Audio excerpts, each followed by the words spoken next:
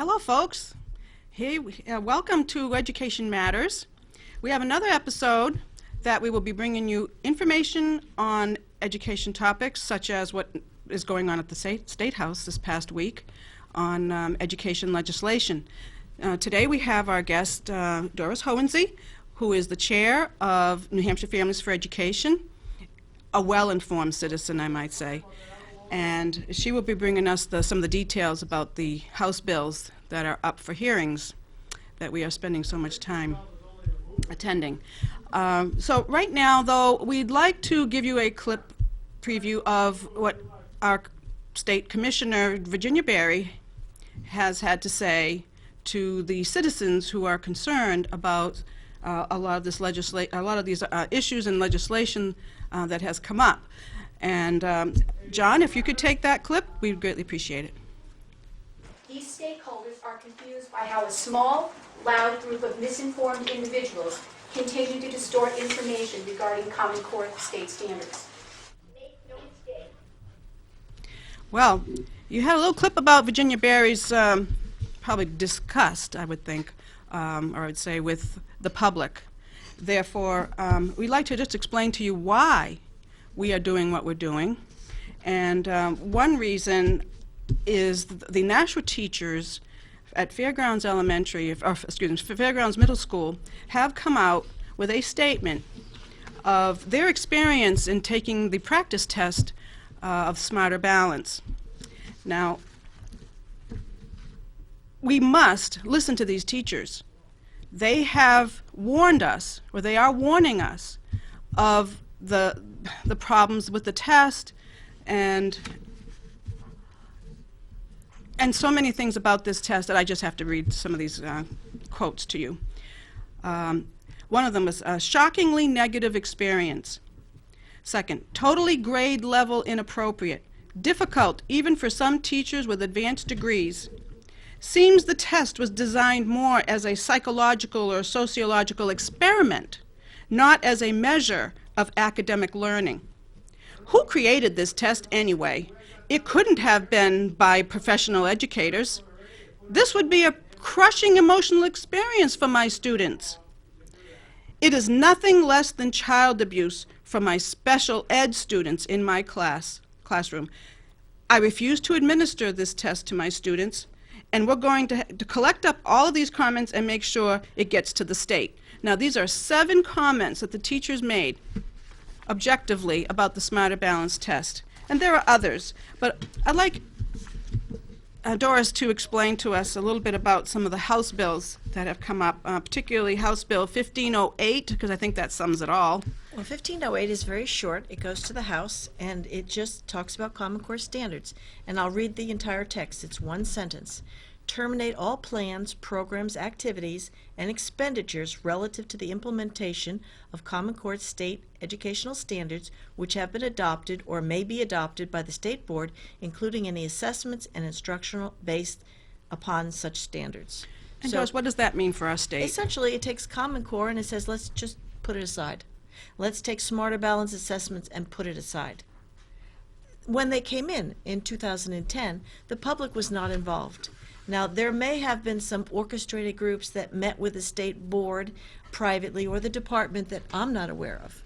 But publicly, there was no one from the public that testified at 2 hearings. They had one in June and one in July of 2010. Now, why didn't the public attend? It was the end of the school year. Teachers were busy. Parents might have been planning their vacation. But they got the standards on June 2nd. They held their first hearing on June 9th. 2 60-page documents.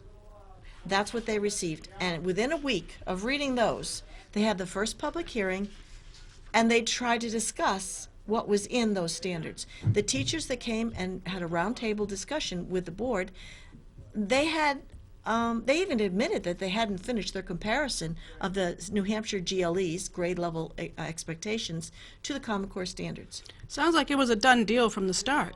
It does. The chair of the board was very upset. He talked about this as being centralization. He thought it would get rid of the innovative caliber of our state that was doing very well. But they proceeded. They held a special meeting in July, and again, nobody from the public attended. and they passed them. So now we have them, and our current chair says the train has left the station. And now we have concerned citizens who are saying, especially parents, and I'm sure parents can identify with what we say here, when students come home with examples of lessons from Common Core that are they're just nonsense, they make no sense. Parents with master's degrees and MBAs from Harvard can't figure out their second graders' math homework. Well, they are convoluted. And some of them, I mean, because they weren't written by educators. There was a whole group, and some of the people that were reviewing the validation committee didn't sign off. So there's some dubious nature about how they were set up. But even if they were the best standards, when did they have a vote of the people? Did I miss that too? Where they asked, do we want to give away the control over our local school, not to the state, but to some private organization? That will, and that's what the chairman, Lyons, had said in 2010. What is the method for amending these standards if we have a problem going forward?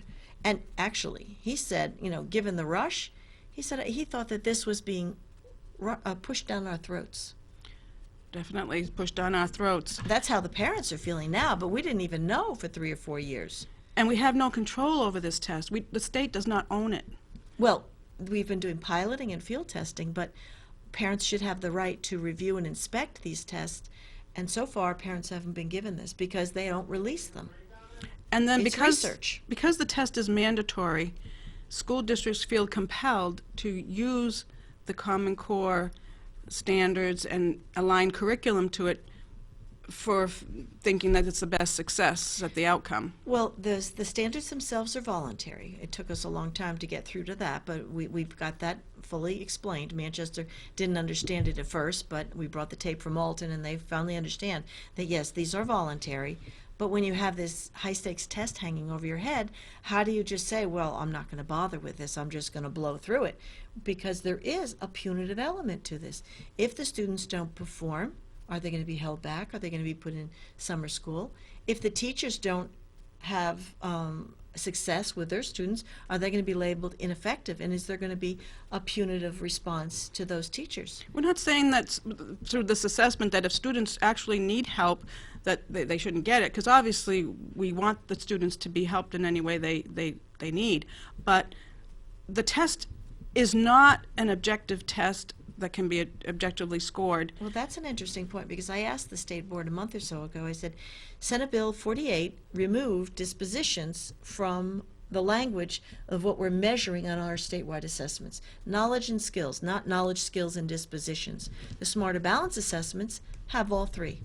So how is the state board going to filter out those questions to keep with the state law? There's And I no got way. no answer. Actually, I got, well, what is a dispositional question?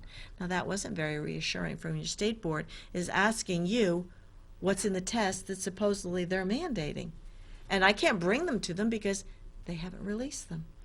Right, so we want to spare the children this test, this assessment that is not doing any service to them or for them, and Well, HB No, why 1508 be out will there do in the that. front? Wait till it's proven. Wait till it's tested. Wait till it's validated. Actually, if it's just research, they should be telling parents, this is what it is. Your child, your minor child, is being asked to participate in research, and do we have your informed consent?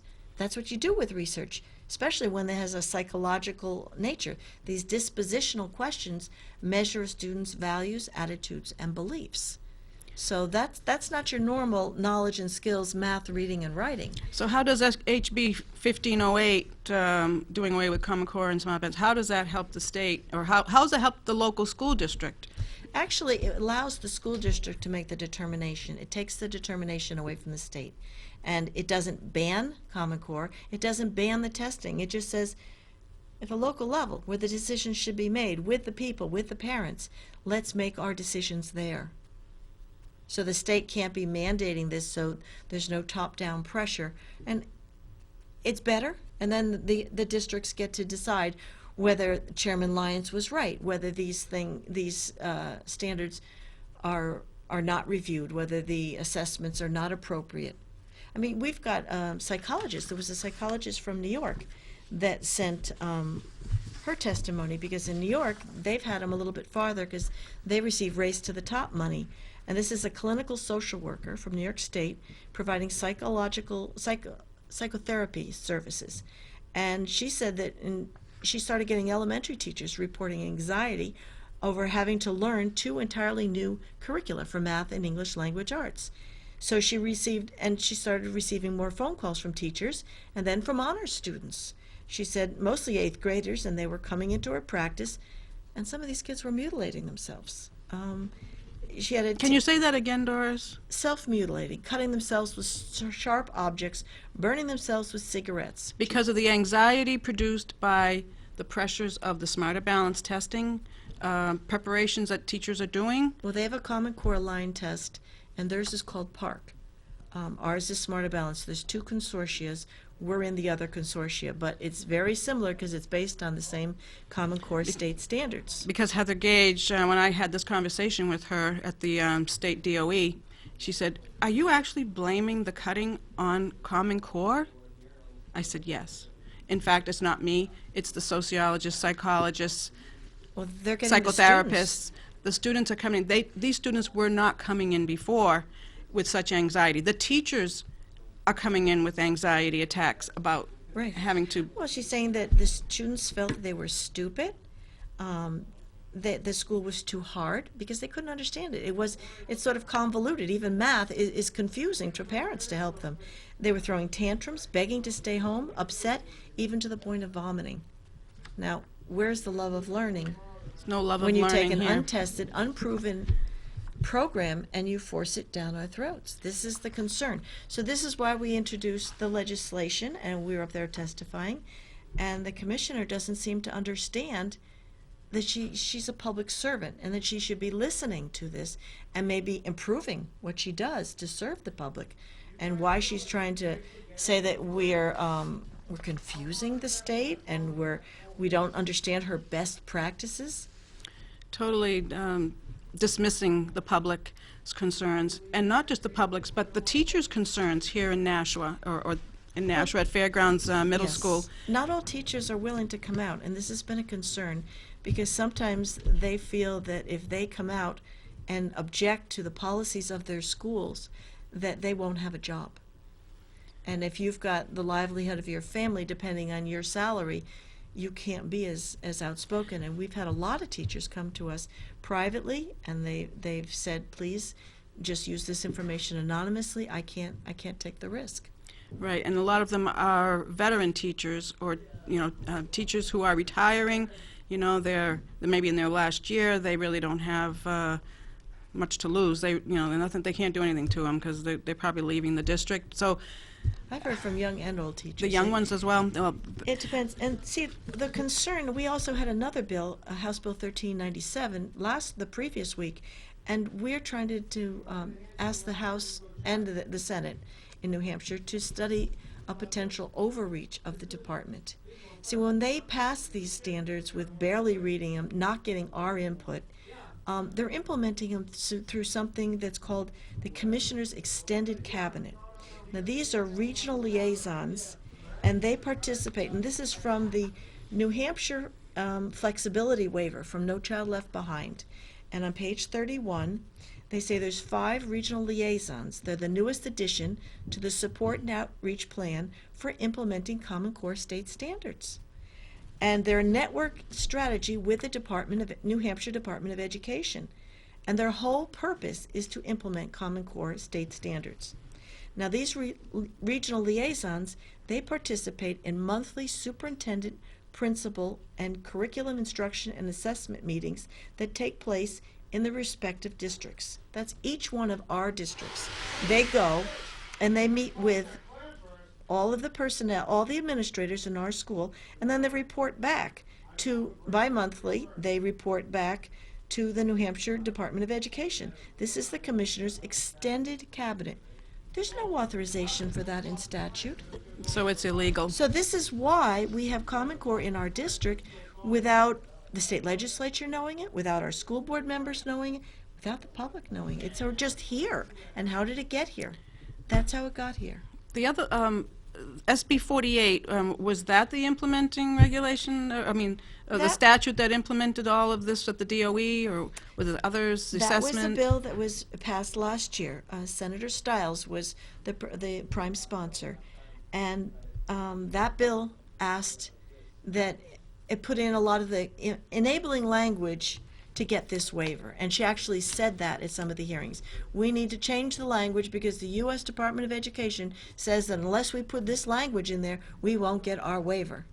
So here we are. We're changing our laws little by little to try to beg for money from the federal government to incorporate their programs. But some of the senators and some of the representatives said enough is enough, and we will not have those dispositional questions on our assessments.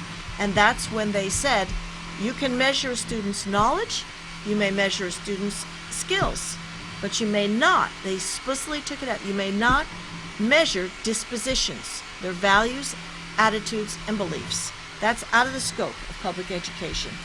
I don't know if you want to get into data mining or any of the data issues, Doris, or do we have legislation up for There's privacy and... There's a number of bills, and the House has put a few of them into subcommittees where they're going to study them. But essentially, they have created through what they call a P20 longitudinal database, where they have up to 400 data points per student. They're tracking all sorts of things on your students, and they're putting them into this uniform database so we can give it voluntarily to the federal government, and they can compile it from all 50 states.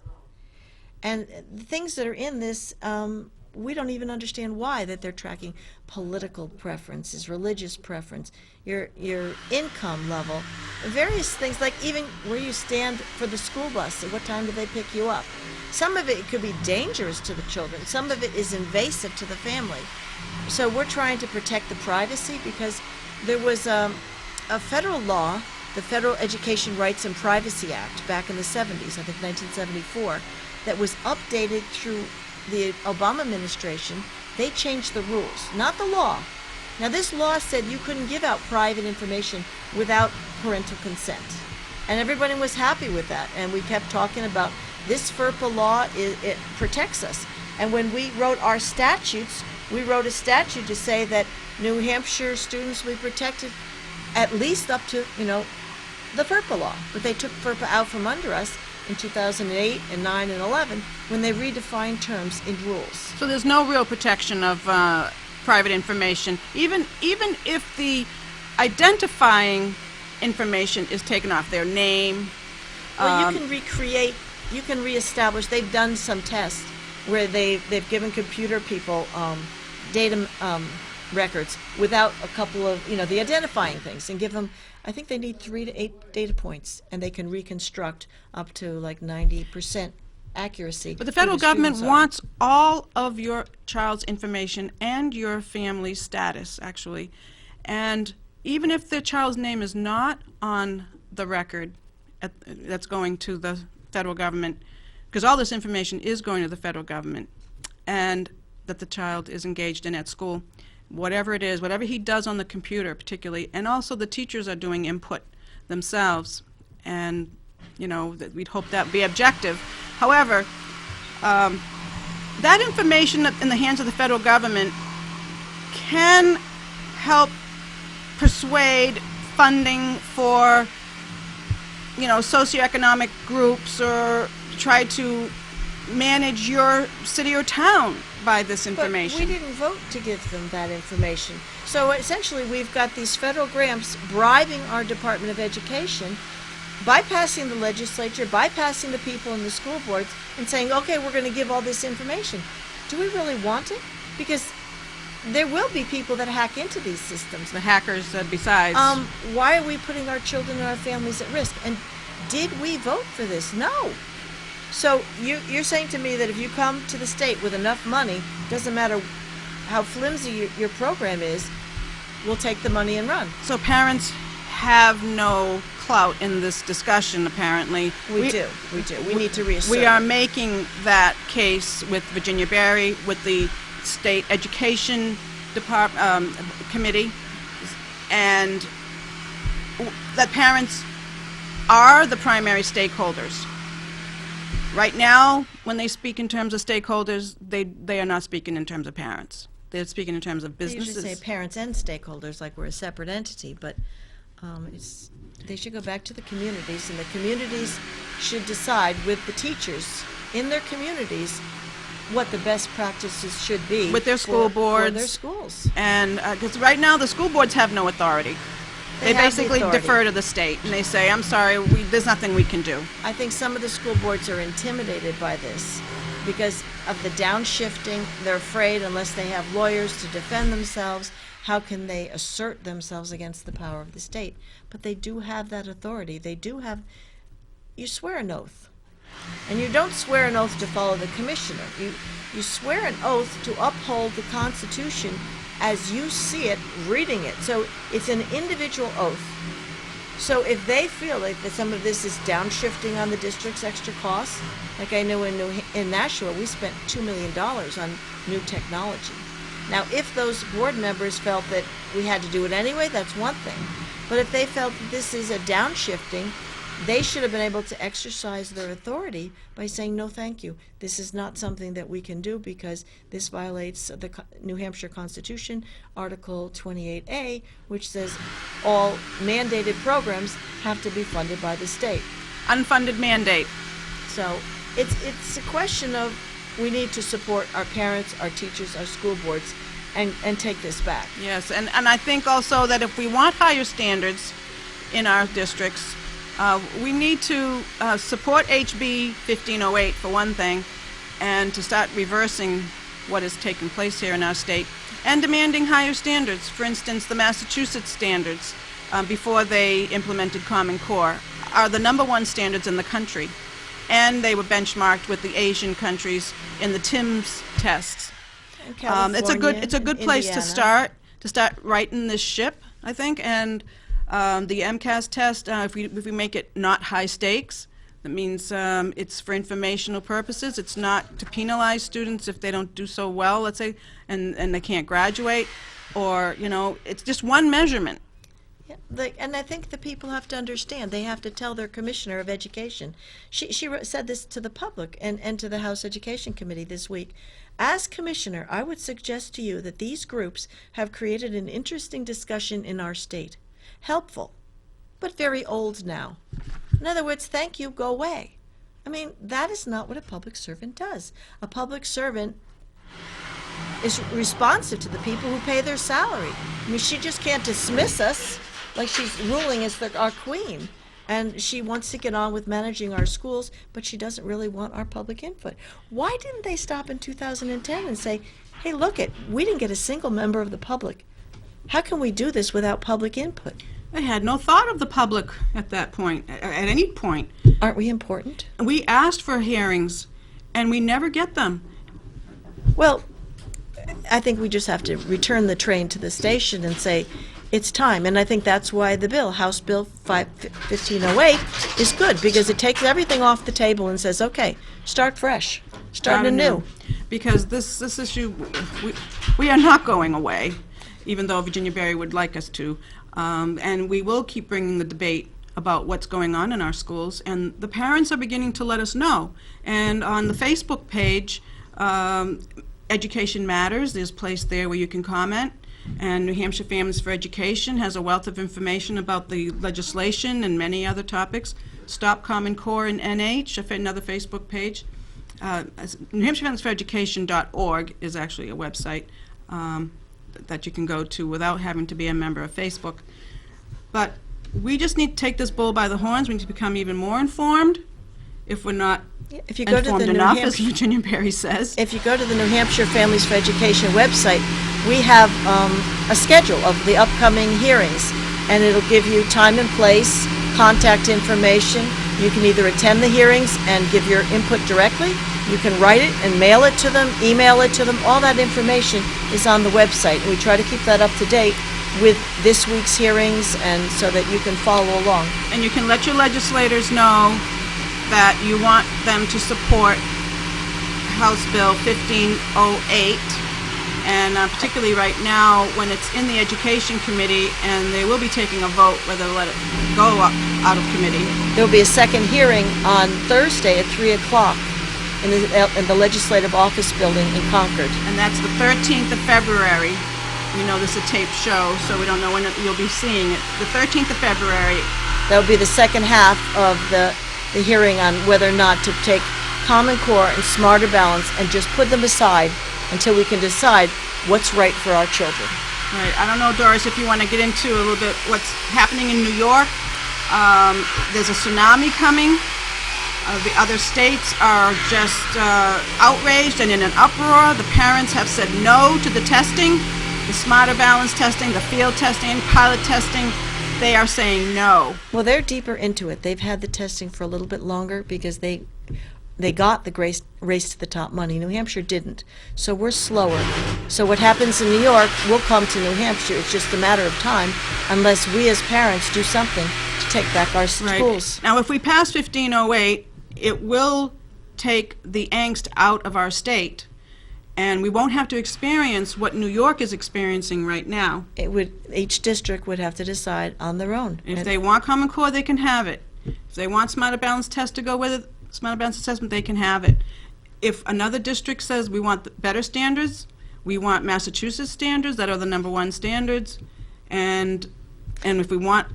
And if you want to have a show later and talk about opting out, even if your district Yes, we will has do the that. Smarter Balance, we need to tell parents how they have the right to opt their child individually out of those assessments. And just basically refused to allow them to take the tests. Send them to school, bring them to school with books, some interesting books to read, paper and pencil for them to write and draw, and ask the principal which room will they be in with other supervision. They left them in the hall the other day. It was when in they the opted hallway out. That was under a unacceptable. survey that they just left the kids in the hall whose parents opted them out. Standing in the hall for 20 minutes. That's no ridiculous. chairs, just walking I mean, around. a proper place would be to put them, let them go to the library or another room that has supervision. And this is a free country, folks. We can't be forced to do anything for the government. To our schools. So we need to take them back, and it's going to take the help of a lot of parents and a lot of taxpayers, grandparents, everyone working together. All right, folks, that's the end of our show this week. We'll be back next week again, and we'll bring you more on the topic of education. Thank you so much.